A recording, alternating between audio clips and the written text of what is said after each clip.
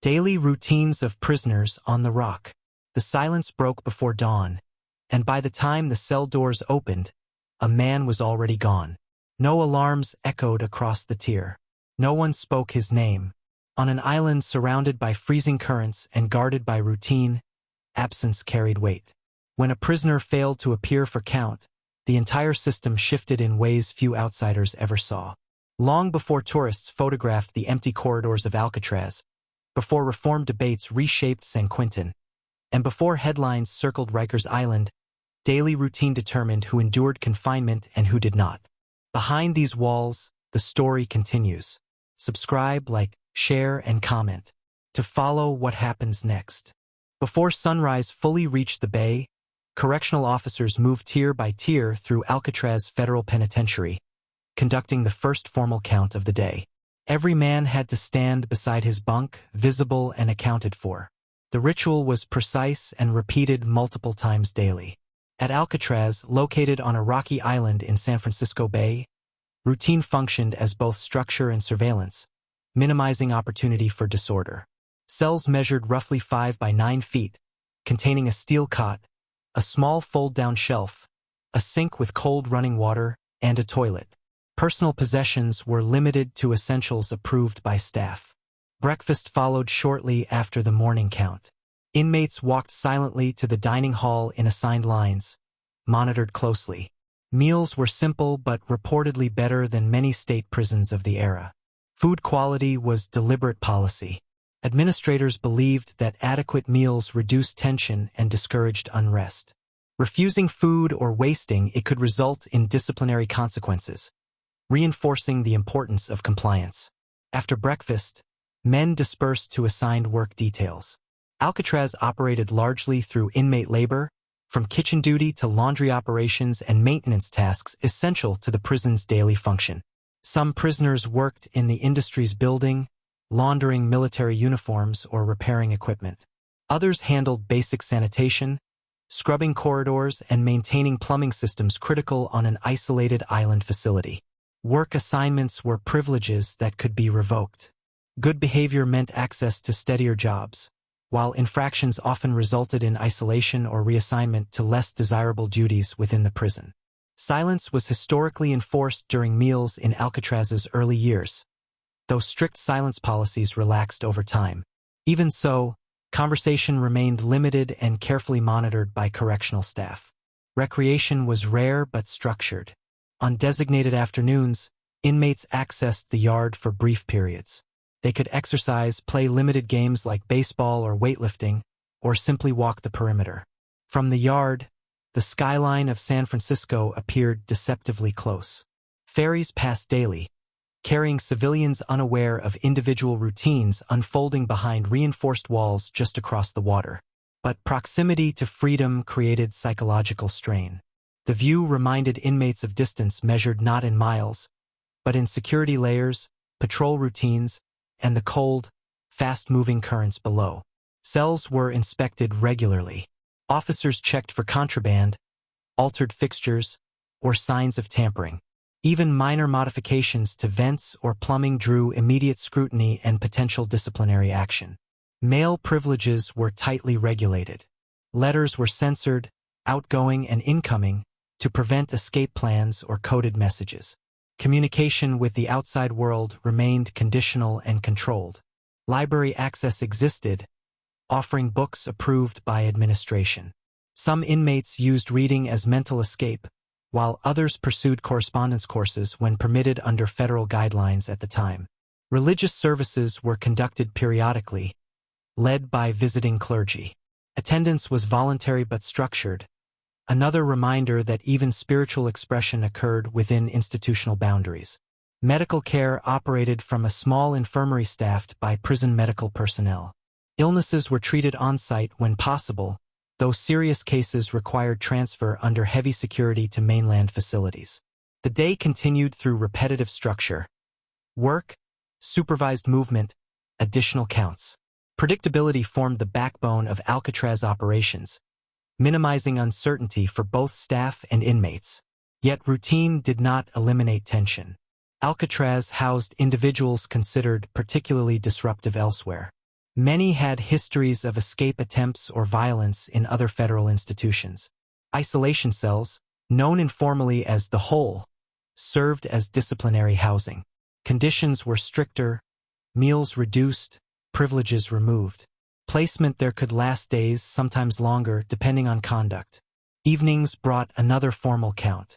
Inmates returned to their cells, metal doors clanging shut in sequence. The sound echoed through concrete corridors, marking the transition from labor to confinement. Dinner mirrored breakfast in structure. Controlled movement, assigned seating, monitored consumption. The expectation was order, and deviation carried consequences enforced swiftly and formally. After dinner, limited leisure time allowed reading or quiet conversation within earshot of officers. Radios were permitted for some inmates during later years, but only under strict regulations. Lights out followed a fixed schedule. Darkness settled across the cell house, interrupted only by corridor lighting and the footsteps of officers conducting staggered nighttime counts. Counts occurred as often as every 30 minutes overnight. Officers visually confirmed each inmate's presence, reducing the risk of unnoticed escape attempts under cover of darkness. It was this relentless counting system that defined Alcatraz's reputation. Escape was considered nearly impossible not solely because of geography, but because of procedural vigilance. Meanwhile, across the country in New York City, daily routine at Rikers Island followed a different rhythm shaped by its function as a large municipal jail complex. At Rikers Island, pretrial detainees and sentenced individuals navigated intake, housing assignments, and court transports under a far larger population than Alcatraz ever held. Morning at Rikers often began with loudspeaker announcements, preparing detainees for court appearances or transfers between housing units within the sprawling complex. Unlike Alcatraz's smaller population, Rikers processed thousands of individuals annually, creating logistical challenges in movement, classification, and supervision. Housing units at Rikers ranged from dormitory-style settings to single cells, depending on classification. Daily schedules included meals, recreation, and mandatory counts similar in structure to federal facilities. San Quentin Rehabilitation Center in California operated yet another model. As the state's oldest prison, it balanced high-security housing with education and rehabilitation programming. At San Quentin, mornings began with count and movement toward work assignments, vocational training, or educational classes for those eligible under institutional guidelines. In recent years, San Quentin expanded rehabilitation efforts, introducing programs focused on personal development, vocational skills, and reentry preparation for qualifying inmates. Despite differing missions and eras, all three facilities relied on routine as control. Count, movement, supervision, repetition. The structure shaped behavior, reduced unpredictability, and defined daily existence. And yet, even within strict routine, small disruptions carried outsized consequences, because in environments built on control, the slightest deviation could change everything. Midday on Alcatraz carried a different kind of weight. By noon, the first half of the workday had ended, and inmates returned tools under strict supervision before moving toward the dining hall. Every hammer, wrench, and kitchen utensil was counted individually. Missing equipment triggered immediate lockdown procedures, reinforcing the prison's dependence on inventory control as a security foundation. Lunch was structured, efficient, and monitored from elevated guard positions. Assigned seating prevented clustering, while officers observed hands, gestures, and movements rather than listening for raised voices. After eating, inmates marched back to assigned posts. Laundry steam filled the industries building, while kitchen crews prepared the evening meal under supervision from civilian staff and correctional officers. The isolation of the island meant supplies arrived by boat on scheduled deliveries. Inventory checks accompanied every shipment, because shortages could not be replaced quickly or quietly. Mail call often occurred in the afternoon. Names were read aloud, and envelopes distributed after inspection. Letters were scanned for contraband, coded language, or escape coordination. For some prisoners, mail marked the only connection to family. For others, silence from the outside world deepened the psychological isolation already imposed by geography. The library offered limited relief. Shelves carried approved titles ranging from technical manuals to classic literature. Access required good standing and adherence to behavioral expectations. Inmates enrolled in correspondence courses studied in their cells during approved hours. Education was not universal, but it existed within defined boundaries set by federal policy. Religious services rotated through denominations depending on visiting clergy availability. Participation was orderly, and attendance lists were documented with the same precision as work assignments. Medical rounds moved quietly across tiers. Nurses and the prison physician evaluated reported illnesses, while serious concerns required coordination with mainland hospitals under armed escort. Afternoon recreation remained structured. On designated days, inmates entered the yard in small groups. Baseball games, limited weightlifting, or supervised walking filled the brief period outdoors. From that yard, fog often rolled across the bay without warning. Visibility dropped, and the mainland disappeared behind shifting gray, reinforcing the island's physical and psychological separation. But fog also raised operational awareness. Guards increased vigilance, knowing reduced visibility historically heightened anxiety about escape attempts, even when none were underway. At San Quentin Rehabilitation Center, afternoons reflected a different institutional emphasis. Vocational programs included woodworking, media production, and classroom-based education for qualifying inmates. Some participants enrolled in accredited college courses offered through partnerships with external institutions. These programs operated under structured supervision, integrating rehabilitation into daily routine. Work details at San Quentin extended to maintenance, food services, and prison industries. Movement between buildings followed strict schedules to prevent unsupervised congregation. Counts occurred repeatedly throughout the day. Officers confirmed presence visually, requiring inmates to stand or present identification during verification procedures. Meanwhile, Rikers Island operated on an even more complex rhythm. Court buses lined up outside housing facilities, transporting detainees to hearings across New York City boroughs. Missed court appearances triggered administrative reviews. Documentation errors or delayed transports could extend confinement, making accurate scheduling a critical operational priority. Within housing units, recreation periods varied depending on classification level. Some detainees accessed indoor gyms, while others remained restricted due to disciplinary status. Rikers also managed intake processing daily.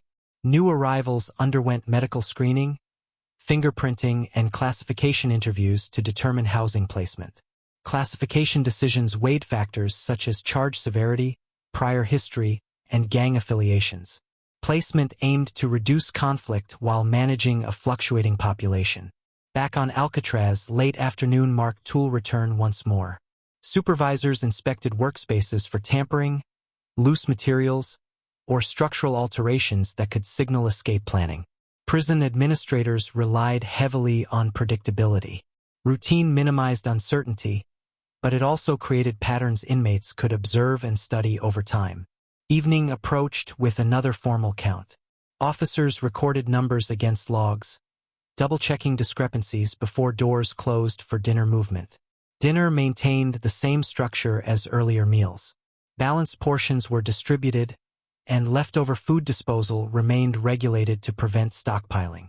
After dinner, limited personal time allowed inmates to write letters, read, or quietly converse through bars under supervision. Radios, where permitted, operated at low volume. At lights out, corridor lights dimmed but never fully darkened. Night counts resumed at intervals as short as 30 minutes, ensuring continuous verification.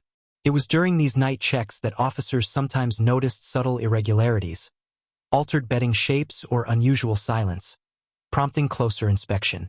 San Quentin's evenings included programming in some units. Rehabilitation groups met under staff supervision, focusing on behavior change and reentry preparation. Rikers Island nights, by contrast, often involved managing high turnover. Late-night bookings continued, requiring intake officers to process new detainees around the clock. Across all three institutions, documentation remained constant. Incident reports, count sheets, and movement logs formed an administrative record designed to track every individual. Routine defined survival within these facilities. Compliance ensured access to privileges, while disruption invited discipline.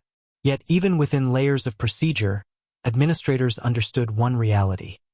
No system functioned perfectly, and the smallest oversight could escalate quickly. Because in prisons built on repetition, predictability could create both stability and opportunity depending on who was watching. The silence you just witnessed is only the beginning. Behind every locked door, every count, every report, there are stories still unfolding. If this story made you look closer, like this video, share it, because what happens inside these institutions affects more than just those confined within them. And subscribe now, because in part 2 we go deeper into the decisions, into the consequences, into what routine tried to hide.